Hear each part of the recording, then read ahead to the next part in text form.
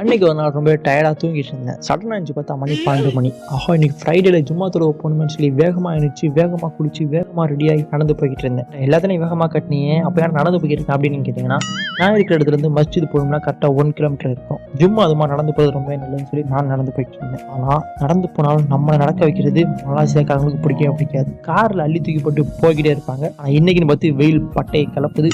ஆனால் ஒருத்தர் கூட இந்த பக்கம் வரவே இல்லை. நானும் வெயிலில் என்னடா பண்ணுறேன்னு சொல்லி ரொம்ப தாக்கு பிடிச்சி அப்படி இப்படின்னு பண்ணி மஸ்ஜிதுக்கு வந்து சேர்ந்துட்டா வந்துட்டோம்னான்னு ஒரு வழி பெருமிச்சு விட்டதுக்கு தொழுகையும் ஆரம்பிச்சிட்டாங்க. தொழுது முடிச்சுட்டு பார்க்கலாமா? ஃபைனலில் நம்ம தொழுகையை முடிச்சிட்டோம். தொழுகையை முடிச்சுட்டு இப்போ நம்ம வீட்டுக்கு போகிறதுக்கும் திரும்ப நடந்து போகணுமா கேட்டிங்கன்னா கண்டிப்பாக கிடையாது. நிறைய பேர் நம்மளை கூட்டிட்டு போகிறதுக்கு ரெடியாக இருக்காங்க. அதில் நம்ம காரில் ஏசியில் ஜாலியாக போயிடலாம். இங்கேருந்து ஒரு 1 கிலோமீட்டர் தான் இருக்கும் நம்ம இருக்கிற இடம். ஈஸியாக போயிடலாம். நடந்து போகிறது கூட காத்தோட்டமாக நல்லா தான் இருக்கும். எப்படி போகிறங்கிறத பார்க்கலாம். நீங்கள் ஜும்மா தொழுகைக்கு போகும்போது நடந்து போவீங்களா இல்லை காரில் போவீங்களாங்கிறத மறக்காமல் காமிச்சில் நான் பண்ணுங்க. டாடா பாய், see you.